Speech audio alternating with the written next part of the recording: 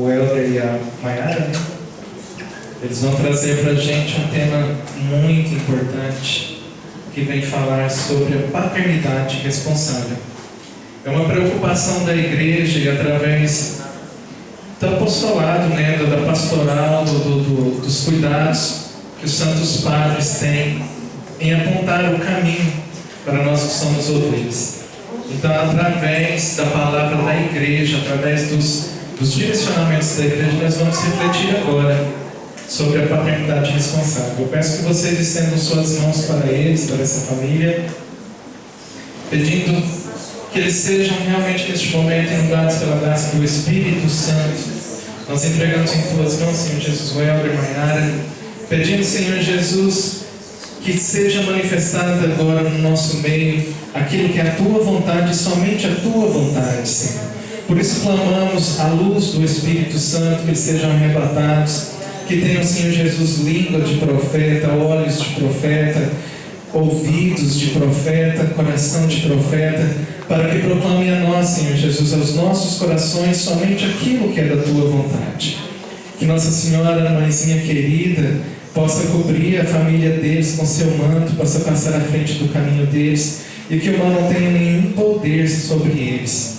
Que o sangue do Cordeiro, sangue de Jesus que foi derramado na cruz por cada um de nós neste momento, possa selar-nos contra todo e qualquer investido do mal. Pedimos isso através da intercessão de nossa Mãezinha querida, a quem oramos. Ave Maria, cheia de graça, o Senhor é convosco. Bendita sois vós entre as mulheres, bendito é o fruto do vosso ventre, Jesus. Santa Maria, Mãe de Deus, rogai por nós, pecadores, agora e na hora de nossa morte. Amém. Boa tarde. Boa tarde. Como eu acredito, meu nome é Helder, essa é minha esposa, Mayara. Esse aqui é o mais velho, Miguel Lucas. E o Bento ali. Primeira palestra dele já para ir aprendendo direitinho. Não presta sua vida, irmã. Na correria, a nossa não veio por aqui com a gente. Bom, estão gostando do encontro? Nos foi pedido para falar com vocês sobre a paternidade responsável. E em cima disso, dentro daquilo que é proposto nesse retiro, esse encontro, que é a questão dos métodos e tudo mais, nós precisamos fazer algumas reflexões sobre os nossos princípios, sobre a cultura que está pregada em nosso coração. Aquilo que está muito longe, está muito perto, aquilo que fica mais ali, mais aqui, está um pouquinho mais para trás. E se deixar agora entrando no meio. Tá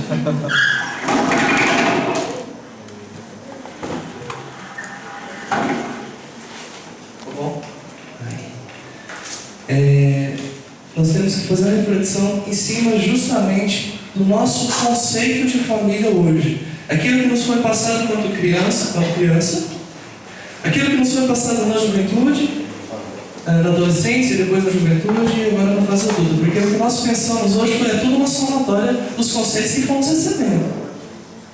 Então nós precisamos estar abertos para essa reflexão, porque acredito que pelo menos 90% pode tomar um choque quando ver o que realmente a doutrina cristã, a doutrina de 2000 anos, não esse modelismo barato que entrou no nosso mundo e que exclui a família, que tenta destruir a família.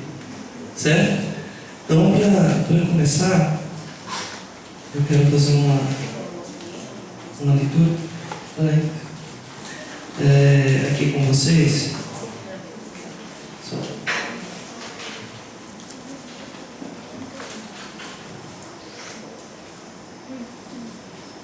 Aqui.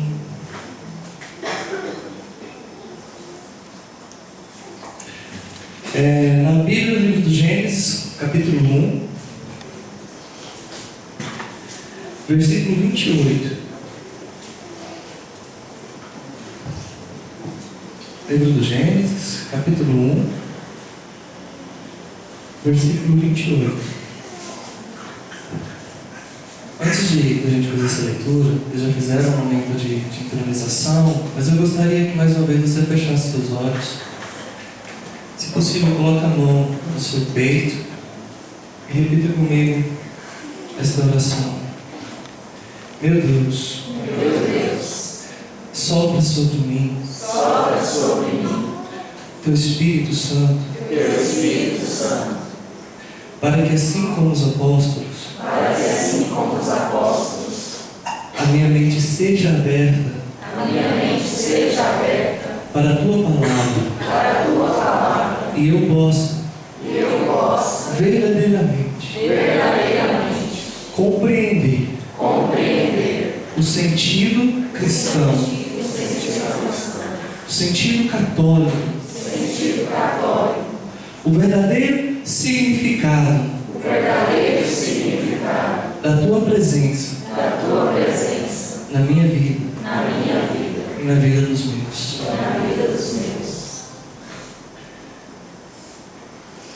Deus os abençoou. Frutificai, disse ele, e multiplicai-vos.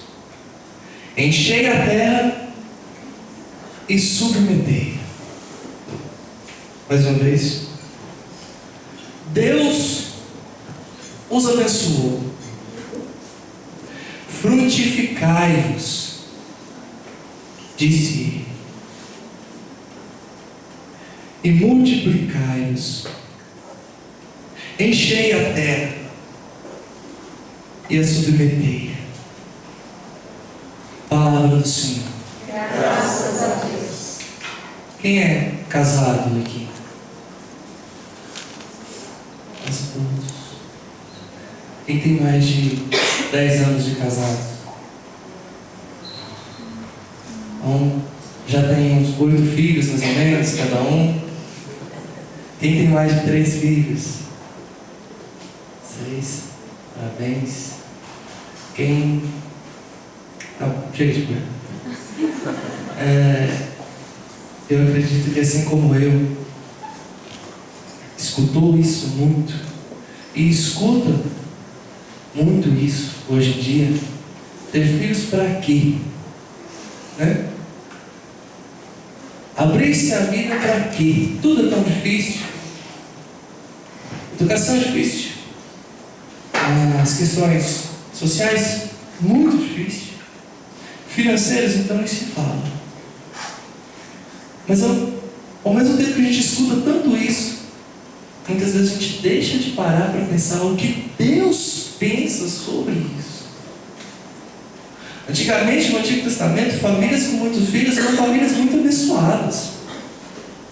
Eu pergunto para você que tem 3 filhos, o que é filhos? O que são seus filhos para vocês? Uma bênção. 5 filhos? Muitas bênçãos. 5 bênçãos. A nossa motivo, a nossa fortaleza. Quem quer receber bênçãos aqui levantando? Engraçado é que muitos limitam essas bênçãos. Filho é uma bênção, mas eu quero só um.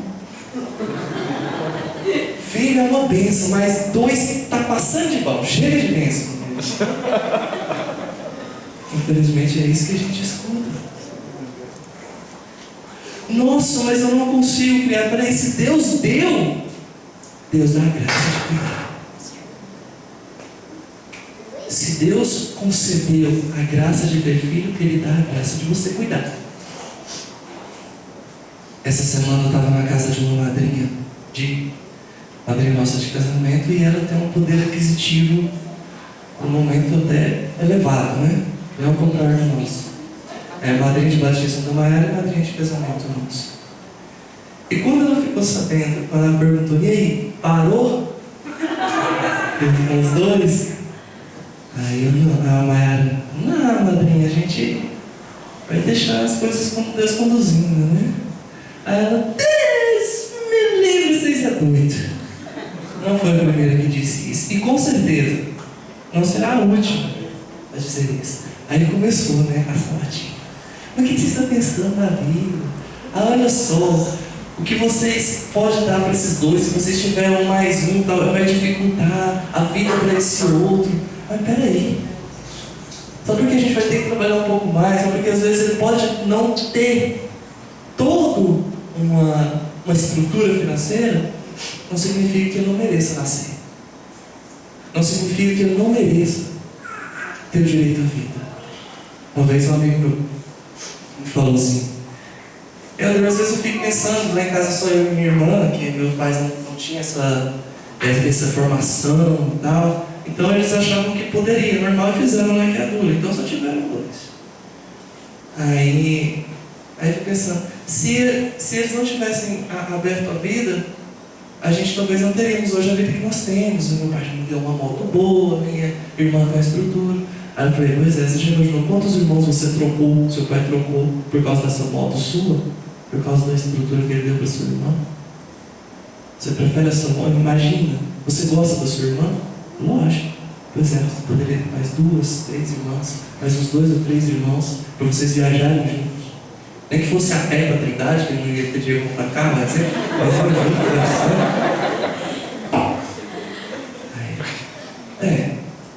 pensando por esse lado. Né? Mas então vamos lá, vamos ver o que a igreja fala sobre a questão dos filhos. Nós trouxemos alguns livros e o que a gente vai pegar mais firme é em relação às encíclicas Humanae Vitae. Papa Bento XVI, Paulo VI. É porque meu filho chama Bento, então para entender que eu não tenho uma fissura por Bento. Mas Papa Paulo VI escreveu essa encíclica. Quem também quiser adquirir, ela é bem fininha, você tem como baixar ela, né, pelo site do Vaticano, nem precisa comprar, mas eu sou meio assim, com o computador, eu tenho muita dificuldade para ela na frente do computador. Tem aqui na frente para vender. Então, essa encíclica, Humanae Vitae, ela é maravilhosa. É daqueles livros que você começa a ler e só para quando termina mesmo. Ele é dividido por capítulos pequenos, muito explicativo. E ela foi escrita depois do Concílio Vaticano II, né, onde a igreja fez um estudo, né, uma reunião com alguns bispos e cardeais, e pensando na situação que estava o mundo, né, pensando na situação que estava a sociedade, com a chegada dos métodos contraceptivos, e daí a igreja percebeu, né, que era lícito a utilização dos métodos naturais para o espaçamento dos filhos. E aí foi escrita a Humanae Vitae com essas explicações, né? Então tem a parte em que o Papa especifica para o governo, para os médicos, para a área da saúde, para a área dos pais, mãe, pai. Então, assim, é uma encíclica maravilhosa. Quem tiver oportunidade de adquirir, não vai se arrepender. Vamos ler um trechinho agora da Humanae Vitae, para a gente ir aprofundando nessa questão da doutrina. O foco é paternidade responsável. Aí às vezes você pergunta: então lá está escrito frutificar, multiplicar, encher a terra, se prometer, então é um atrás do outro? Pode ficar calmo, o negócio não é bem assim. Mas a gente vai falar aqui o que a doutrina, nós vamos falar o que a doutrina fala sobre isso, e justamente sobre a questão de como utilizar, o porquê utilizar alguns métodos para espaçamento, se é lícito ou se não é, quais são, quais não são. Lê o primeiro capítulo.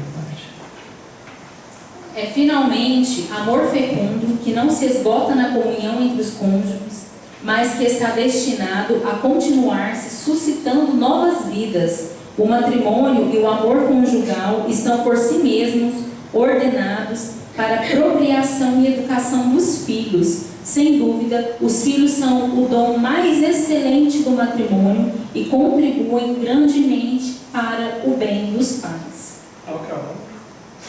Página 13. Na página 13, é o final do número 9, agora continua no 10. Foi no 10. No começo da página 14. 14. A paternidade responsável significa o necessário domínio que a razão e a vontade devem exercer sobre elas. Na missão de transmitir a vida, eles não são, portanto, livres para procederem a seu próprio bel prazer, como se pudessem determinar de maneira absolutamente autônoma as vias honestas a seguir, mas devem sim conformar o seu agir com a intenção criadora de Deus, expressa na própria natureza do matrimônio e dos seus atos e manifestada pelo ensino constante da Igreja.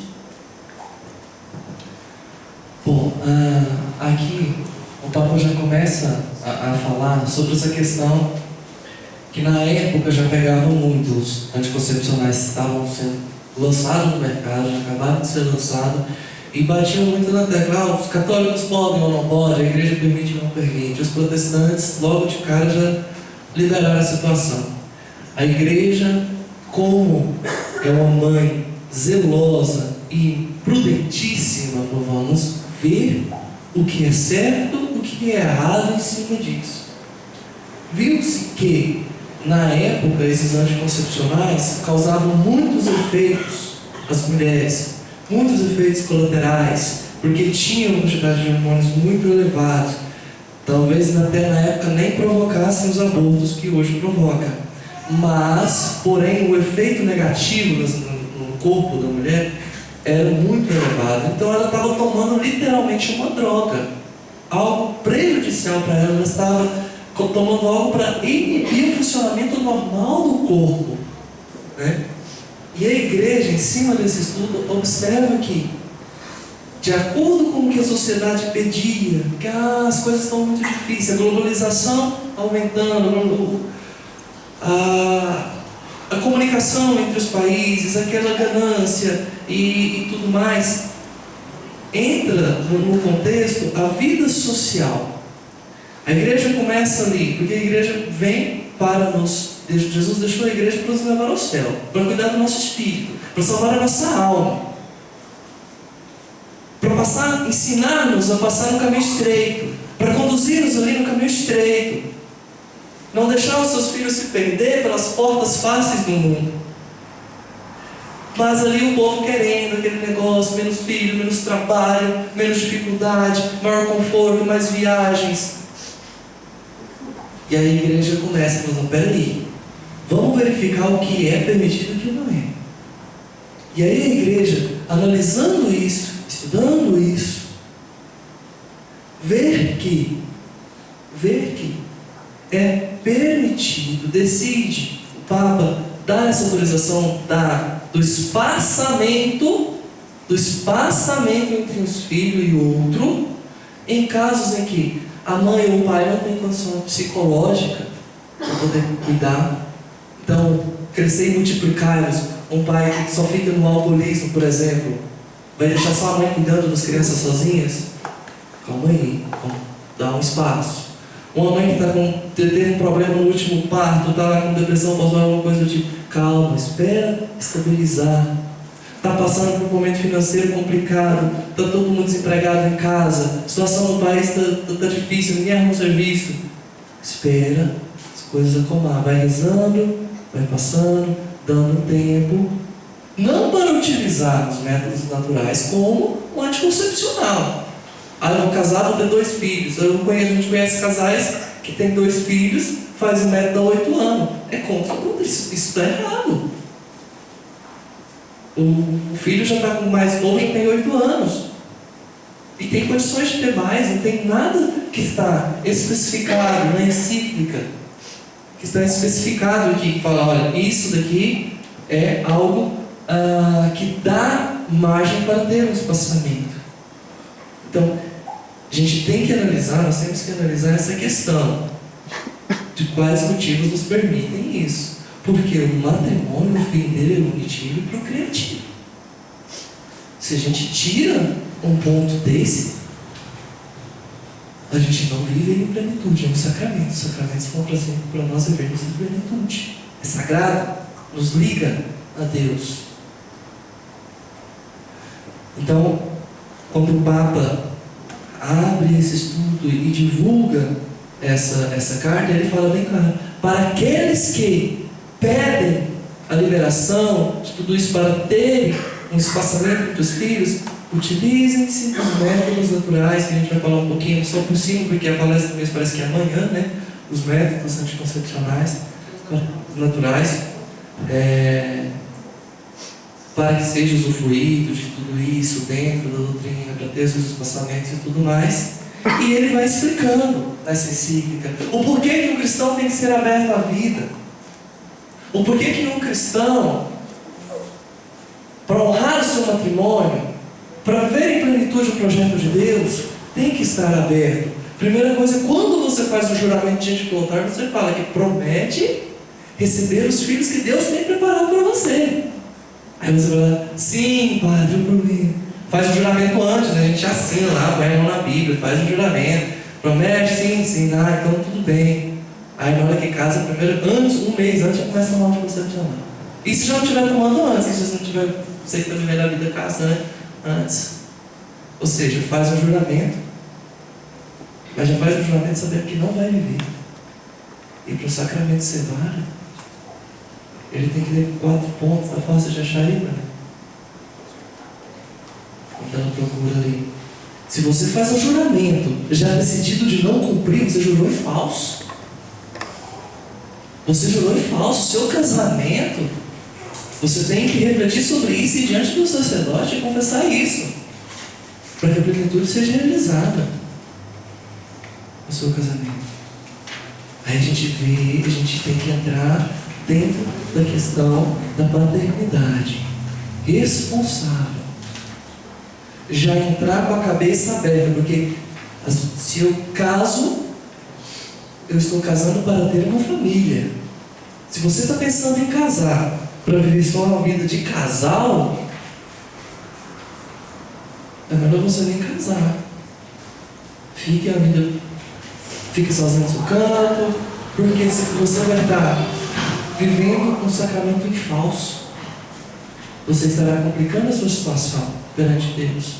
Também não adianta ficar namorando, casar enrolando os outros também não, que é pior ainda. Mas a vida, quando você decide a vida matrimonial, quando opta por casar, o objetivo ali é punitivo. Você vai unir outra pessoa, o homem deixa a sua casa, a mulher deixa a sua casa, e os dois não se tornam não 2 carnes, mas uma só carne. E a partir dali, do unitivo, exerce o unitivo e procriativo. Entra a questão da procriação.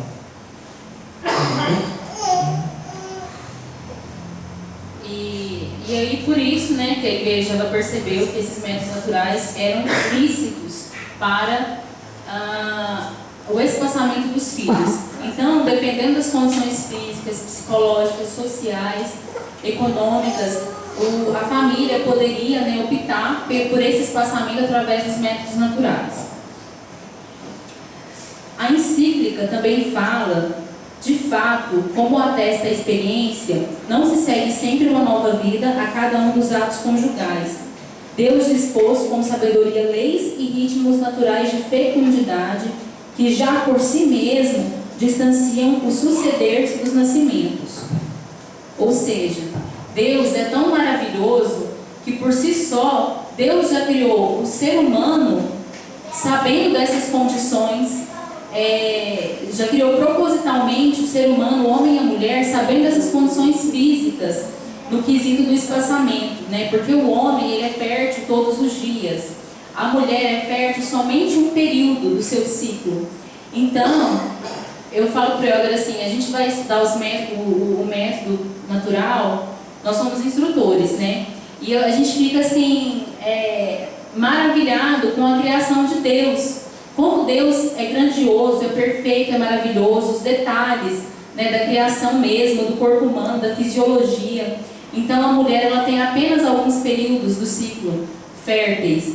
E isso proporciona com que o casal tenha esse espaçamento natural mesmo. Existem muitas famílias que a gente conhece que não utilizam nem os métodos naturais. E tem sim um espaço entre um e outro. Isso é muito relativo, né? Cada mulher tem um organismo, a reação, da fertilidade de um jeito, mas tem casais sim que não utilizam nenhum método natural e também nenhum artificial, mas tem esse espaço entre uma criança e outra. Então a gente vê como Deus é maravilhoso, pensa em cada detalhe mesmo. É engraçado, não deu, a gente chegou em cima, não deu para colocar aqui, né? Mas nós temos um gráfico que mostra lá a fertilidade masculina e a fertilidade feminina. A sabedoria de Deus, né? Você vê lá, fertilidade masculina, tudo marcado. Todo dia, o homem está fértil, está disposto, está disponível e tudo mais. A mulher não. A mulher, dentro desse período dela, dentro do ciclo, dentro dos dias que lhe é permitido, está lá, marcadinho, cada um com o seu ciclo, cada um tem o seu ciclo de fertilidade e tudo mais. Mas a gente percebe que, por exemplo, se o do homem também fosse assim, se o do homem também fosse temporário, a mulher, quando ela está em fértil, é quando ela está indisponível para tudo. O homem tem que fazer mágicas ali para dispor ela, né? Para ela poder ficar de boa ali e ter o seu momento, né? Aí se o homem também fosse assim, se os dois fossem desencontrados, nunca ia ter nada, né? Porque o dia que a mulher está disponível, o homem sempre está. O dia que ela não está, o homem também está disponível, tá liberado, né? Está livre. Aí eu costumo falar o seguinte, o método, quem faz é o homem. Porque nos dias que assim, quando quer ir com espaçamento, por exemplo, quando quer um espaçamento, nos dias que está fértil vai estabelecer as relações. E é o dia que a mulher mais quer. Então é o homem que vai falar, peraí, senão vem mais um guri, calma aí que o negócio tem que ser mais com calma. Então é o homem que vai controlar. A mulher observa tudinho, mas quem controla é o homem. Uma amiga nossa falou, né? Mas esse negócio é difícil demais, não dá para controlar o marido não. Falou, então você tem que explicar para ele, que não é você que faz, você só observa, quem faz é ele.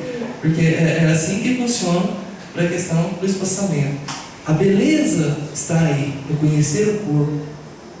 Por isso que a gente fala que o método natural é o método do amor, né? Porque ele é em conjunto. Ele é um método em conjunto. O casal, ele precisa de muito diálogo, de muita disposição, né? Tanto do homem quanto da mulher. Né? A maioria dos casais pensam ser um método difícil, que o período de abstinência é muito longo.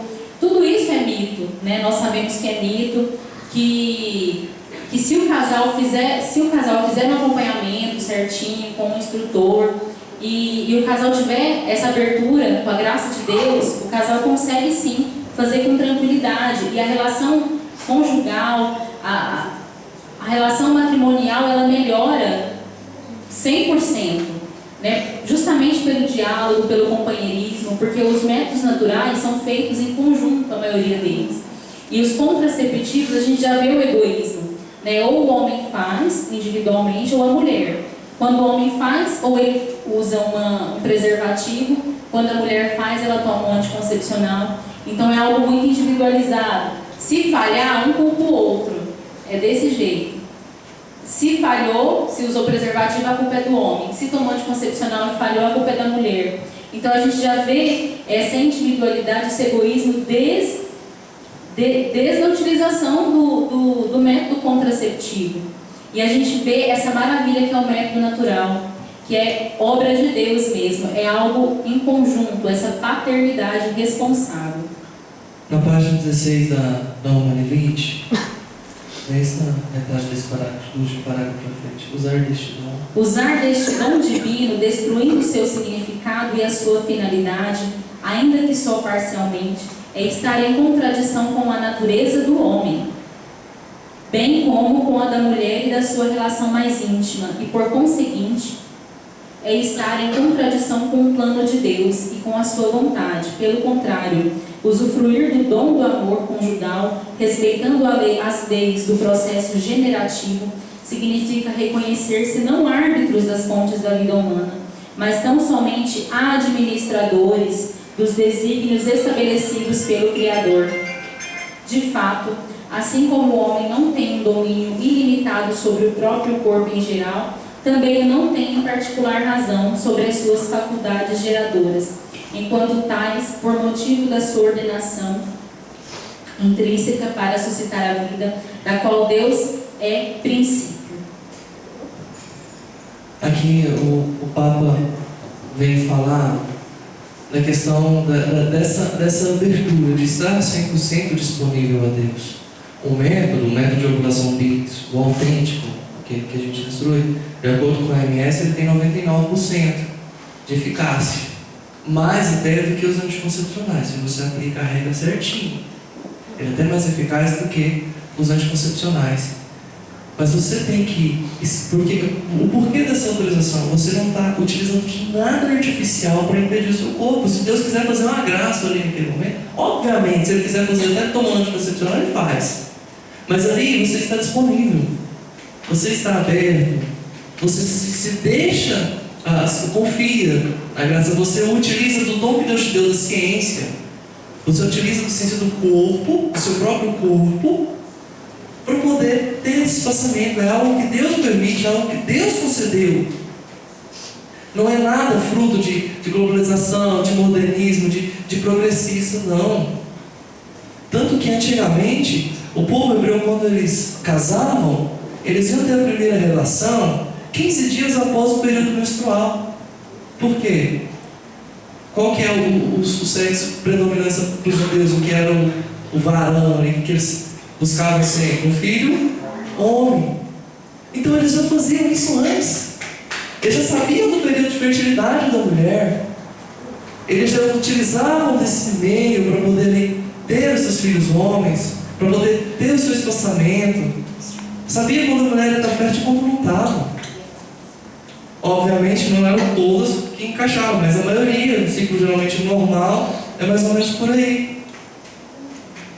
Então é algo bíblico que já vem. A igreja viu isso e viu que era lícito liberar pelo menos a utilização dos anticoncepcionais, dos métodos naturais, para dar uma opção às famílias que percebiam não ter condições de estar integralmente livres para a abertura dos filhos. Então, que tinha realmente impedimentos que, se não exercessem esse espaçamento, seria algo irresponsável.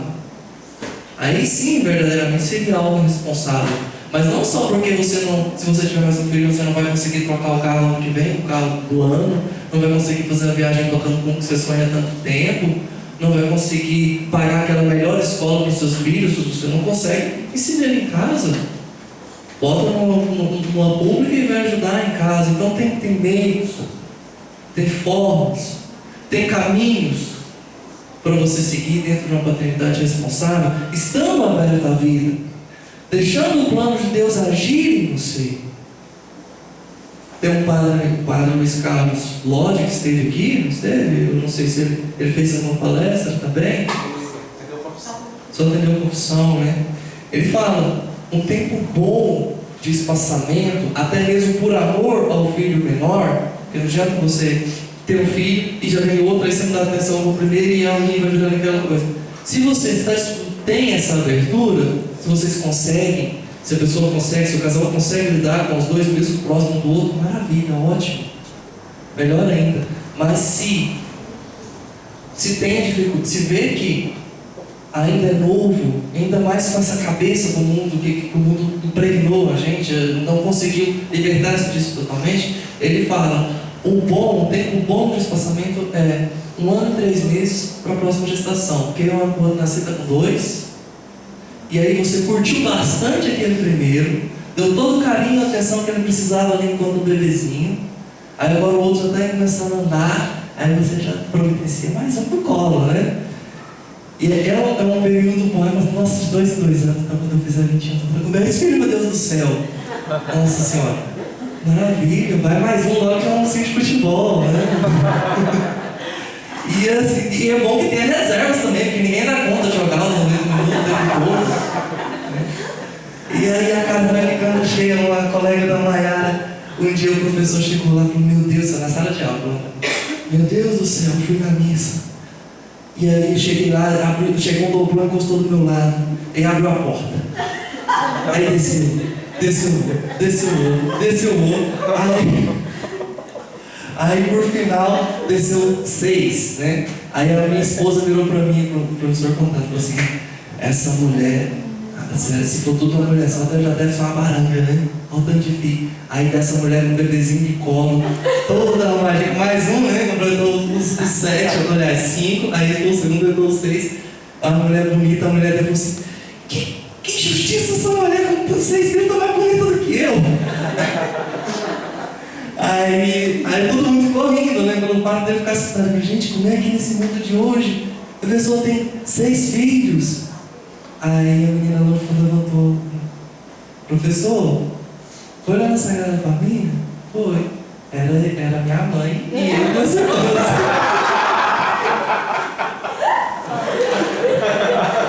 Aí ele ficou assim: meu Deus. Bom, então, como é que era isso? A aula foi basicamente isso. O professor começou a fazer inúmeros questionários para saber da rotina da família, para saber tudo em relação a eles, assim, a família, os filhos, o porquê da família numerosa. Então a gente vê assim que o exemplo conta muito mais do que uma palavra, né? E a gente entra na questão da mitologia. Nesse mundo de hoje é impossível para mim. Aí ela perguntou: como que é na sua casa?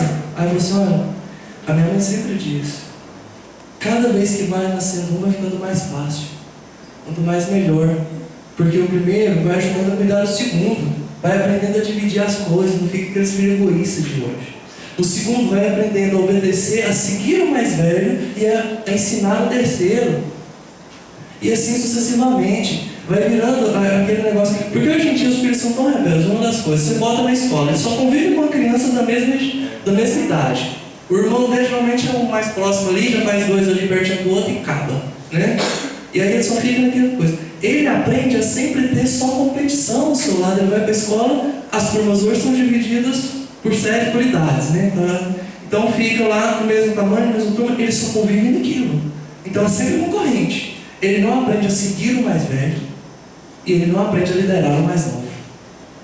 Vira as pessoas egoístas que não sabem lidar com o idoso, que não sabem respeitar uma pessoa mais velha, não sabem respeitar nem os pais e não sabem ter paciência com a criança, com quem é mais novo do que ele.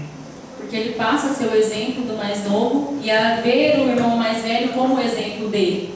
Então, a gente vê que a família é a escola de santidade mesmo, né? Onde os irmãos vão conviver e vão aprender a partilhar, vão aprender a renunciar a inúmeras coisas, né? Porque família é isso. A mulher e o marido, quando vai construir as coisas juntos, né?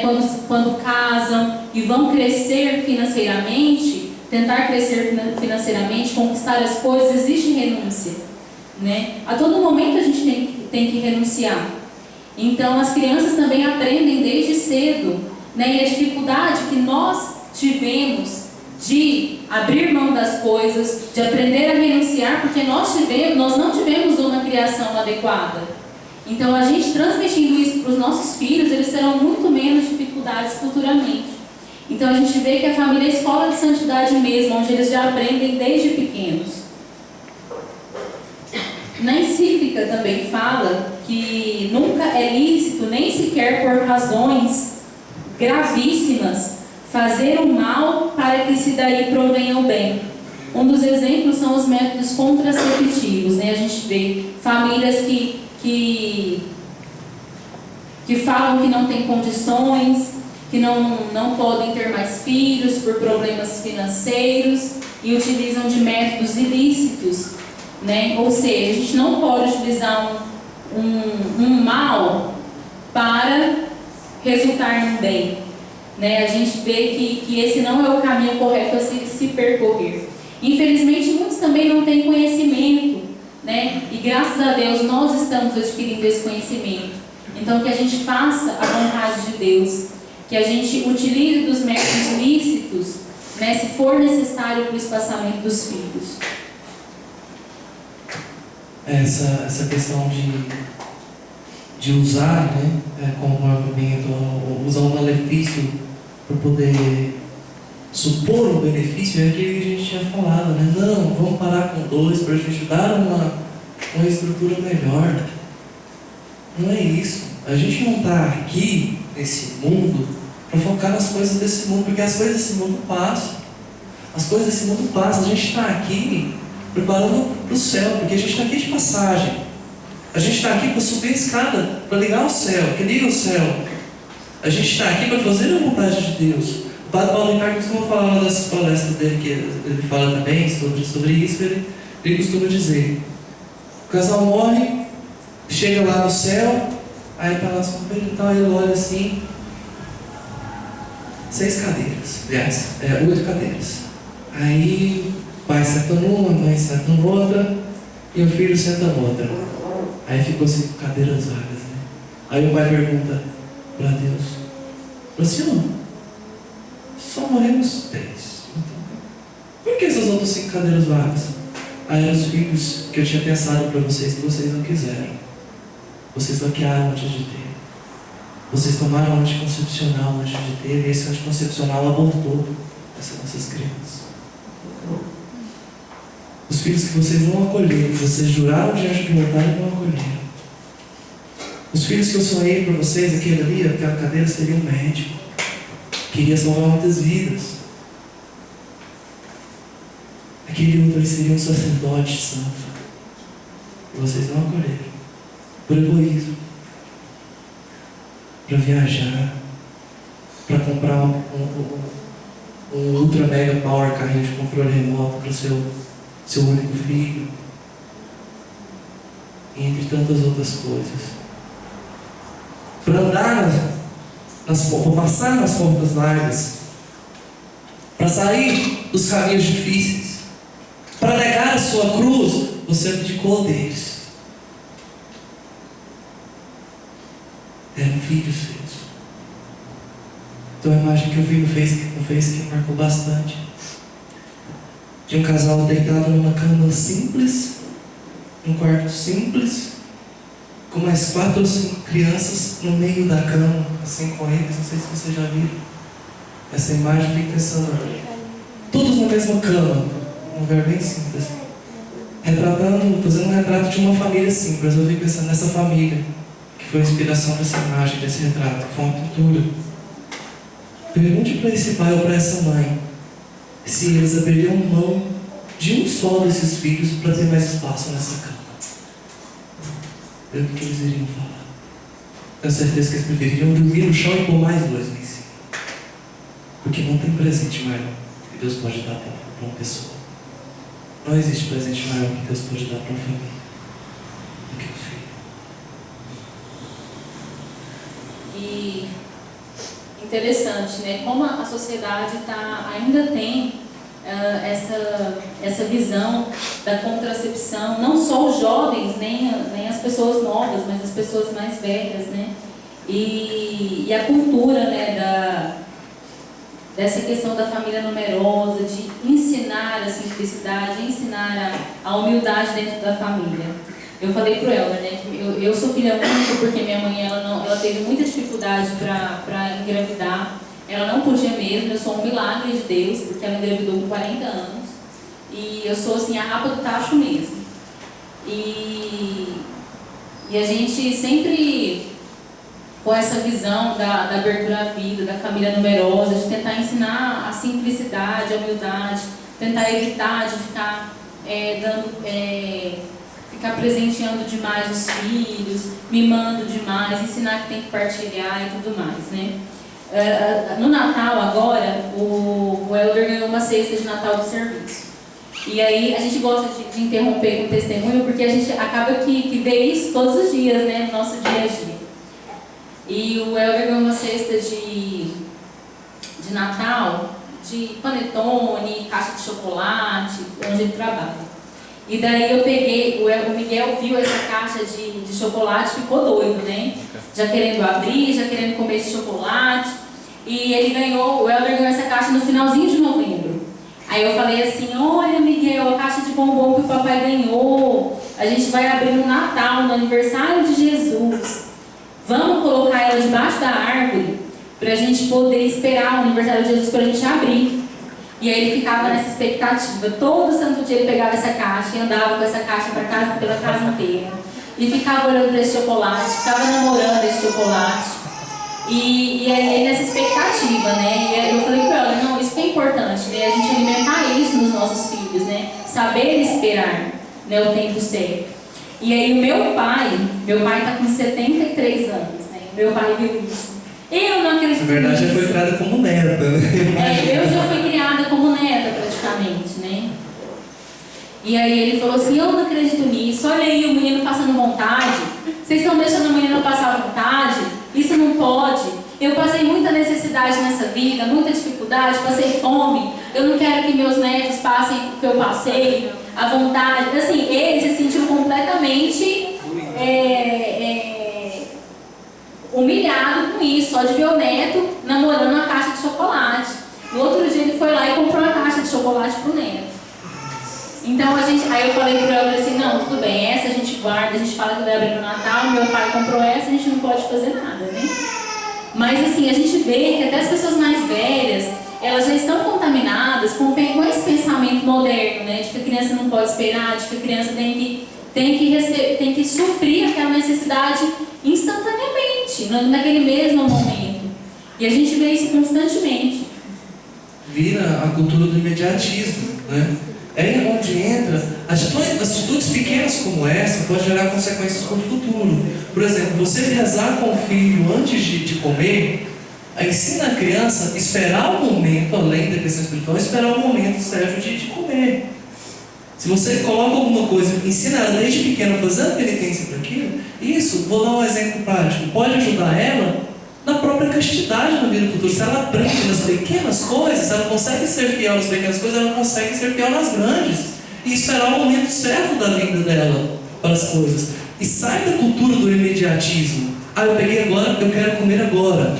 Aí o que a gente fez? A gente sentou com ele e conversou, olha meu filho, aquele lá que é para o Natal, aniversário de Jesus, vai continuar lá, a gente só vai abrir no Natal, para você continuar esperando, tá bom? Agora essa aqui o vovô trouxe, então você come, a gente vai comendo um pouquinho aqui, você come um, aí você come outro, e assim vai, tá bom? Tá, mas essa é só porque o vovô trouxe agora, tá bom? Que é isso, meu filho?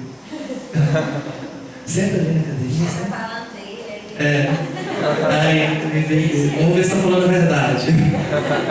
Aí, e assim a gente tem que ter muito diálogo com criança, porque nessa idade é muito esperto, pega as coisas com uma facilidade muito grande. Então se ele já acostuma, eu quero isso e vai dar, quando ele crescer, eu quero isso, e se não der, ele vai usar meios regulares para poder conseguir, porque não acostumou com o não acostumou a passar por aquilo. Então a gente já tem que ir inserindo essas penitenciazinhas, algumas coisinhas, para eles entenderem o contexto, que nós estamos nesse mundo não para fazer a nossa vontade, mas para fazer a vontade de Deus.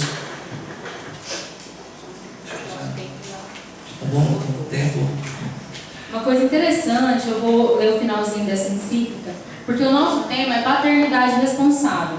O que é paternidade responsável? É utilizar os métodos naturais, os métodos lícitos, né, que a igreja permite para o espaçamento dos filhos. Essa é uma paternidade responsável. Então, eu vou ler aqui o finalzinho dessa encíclica. Essa encíclica, a Humanae Vitae, ela é basicamente isso, a paternidade responsável. E o finalzinho dela fala que... Eu achei muito interessante que o Papa, ele especifica aos esposos cristãos. Ele fala assim, que nós não pretendemos, evidentemente, esconder as dificuldades, por vezes graves, inerentes à vida dos cônjuges cristãos. Para eles, como para todos de resto, é estreita a porta e apertado o caminho que conduz à vida. Mas a esperança dessa vida, precisamente, deve iluminar o seu caminho, enquanto eles corajosamente se esforçam por viver com sabedoria, justiça e piedade no tempo presente, sabendo que a figura deste mundo passa. Ou seja, a gente está falando aqui de abertura à vida, de paternidade responsável, de método natural. Mas é a coisa mais linda do mundo, é o mar de rosas, é mil maravilhas. A gente não está querendo mostrar só o lado bonito. É difícil, porque tudo que nos leva a Deus é difícil. Tudo que nos leva à santidade é difícil. Tem as cruzes que a gente tem que carregar. Mas com a graça de Deus e de Nossa Senhora, a gente tem fé e acredita que a gente vai conseguir. né? A gente tropeça, a gente peca, a gente busca a misericórdia de Deus e a reconciliação através do sacramento da confissão. Não é fácil, né? Mas quem disse que o céu é fácil? A porta é estreita, né? Então, para isso, a gente precisa mesmo se esforçar ao máximo e buscar a Deus através das pequenas coisas. Tem um livro que um sacerdote muito santo recomendou para a gente, é O Valor das Pequenas Coisas. A gente fazia parte de um grupo de família e esse sacerdote teve que sair do país. Vocês ouviram falar do Padre Eire, lá de Anápolis. Ele ficava lá no Mosteiro de Santa Cruz. Ele fala desse livro, o valor das pequenas coisas. E assim, a gente vê que através das pequenas coisas nos leva à santidade. A gente não precisa pensar em coisas grandiosas. Que nem eu falei para o Helder, assim, a gente chegou tão nervoso que a gente já estava tão desacostumado com essa questão de pegar o microfone e falar lá na frente. A gente foi algumas vezes, corriqueiramente, em alguns cursos de noivos falar do método natural. A gente especificamente fala do método Billings, né? Então a gente nunca chegou a falar especificamente da paternidade responsável. Essa é a primeira vez. Mas assim, o valor das pequenas coisas, que nem eu falei para ela, a gente não tem que ficar saindo por aí e tentando mostrar para as pessoas como é a nossa vida, como é. Isso não vai nos santificar. O que vai nos santificar é o nosso dia a dia em casa, né? É a fidelidade a Deus, são os métodos naturais, é o meu papel como mãe, como esposa em casa, no lar. O que santifica a mulher é essa fidelidade ao esposo, aos filhos, o esposo, o trabalho, né, se doando aos filhos, à esposa. Então é isso que vai nos santificar. É essas pequenas coisas que para Deus são grandiosas. Então a gente quis passar para vocês esse nosso pequeno conhecimento sobre a paternidade responsável, essa nossa vivência. Na verdade, não é nosso conhecimento, né? É um pouco que a gente sabe já dentro da doutrina. Passar aquilo que a doutrina traz mesmo para vocês. Tudo que a gente falou aqui não é o que o Helder ou que a Maiara descobriu, pensou, escreveu, não. O que a gente falou aqui, tudo que a gente falou, está em documentos da Igreja Católica Apostólica Romana. Está todos em documentos. A gente usou basicamente o Manevite, mas há outros documentos que falam, familiares consórcios abordam essas coisas, entre outros, também, ou vários bons livros também.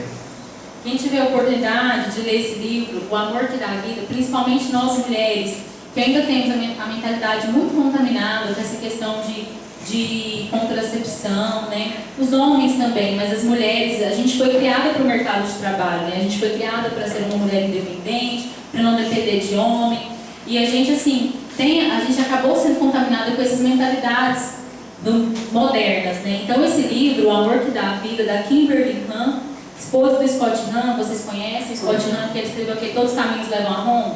Essa é a esposa dele. Aqui, esse livro é tão interessante que ela fala como foi a conversão dela. Foi através da Humanivite, a conversão dela, né? Porque ela foi fazer um estudo lá, ele já tem um tempinho que eu li esse livro, mas ela fala assim que eles se reuniram para cada um abordar um assunto na igreja lá protestante. E daí ela escolheu caiu o assunto para ela sobre a contracepção, né? Por que a igreja católica não aceita a contracepção? E ela ficou instigada a pesquisar e a saber mais sobre isso. Por que a igreja católica não aceita os anticoncepcionais, né? E foi o impulso da conversão dela, né? Que ela foi saber dos documentos da igreja, as encíclicas, né? O catecismo, e foi estudar. E fez com que ela se abrisse a vida e se convertesse. Então esse livro também é muito interessante. Quem tiver a oportunidade de adquirir e ler, é maravilhoso. Repete o nome dele, por favor. O Amor que Dá Vida. Kimberly Ham. Acho que ele é R$30 esse livro.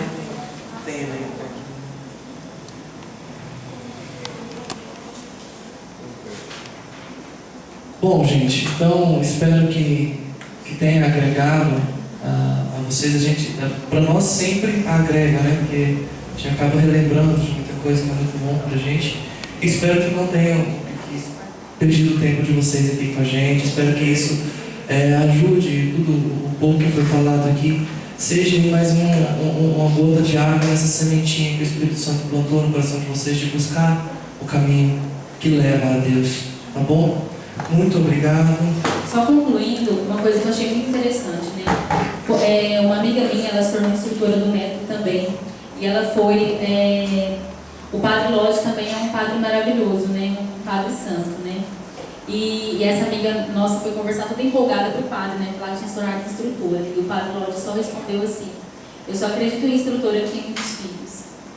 Então, isso fez com que ela ficasse assim, refletisse, né? A vida dela e refletisse esse apostolado também, porque a gente tem que refletir. Às vezes as pessoas olham esses instrutores que têm muitos filhos e falam assim: esse método não funciona. Mas é porque a pessoa não entende a essência da abertura à vida, né? O método funciona. Qualquer pessoa que aplicar ele corretamente, aplicar as regras, ele vai funcionar sim, né? Mas e a abertura à vida, né? E essa receptividade com os filhos, né? Então a gente vê realmente a importância, né? E a graça de se abrir aos filhos mesmo, ter uma família numerosa com a graça de Deus. Deus sabe, né? Cada família tem um plano, tem famílias aí que tem 2, 3 e não tem mais, não engravida mais. Deus tem um plano para cada família, né? Mas o importante mesmo é essa abertura. É isso. Muito obrigado.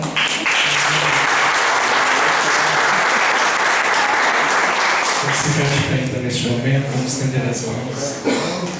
Só um instante que a Maria quer falar. Só aproveitar o gancho para dizer uma coisa que o Espírito Santo despertou no meu coração. É Miguel, né? Quando Miguel sentou naquela cadeira ali, ele sentou na cadeira do presidente da Câmara. E aí eu fiquei olhando e pensando assim, às vezes a gente reclama tanto, né, dos políticos, a gente reclama da política brasileira, né, fala tanta coisa, mas talvez os filhos que a gente está negando poderiam ser presidentes das câmaras, né, poderiam ser presidente do Brasil, poderiam ser grandes deputados para lutar em defesa da vida, né? E nós estamos negando essa missão que nós temos no nosso sacramento matrimônio. Uma vez perguntaram a Amada Teresa, né? A Santa Teresa de Calcutá, por que se Deus é tão bondoso, por que Ele não arrumou alguém para descobrir a cura da AIDS? Aí ela falou para a pessoa, na verdade Ele já mandou, só que abortaram.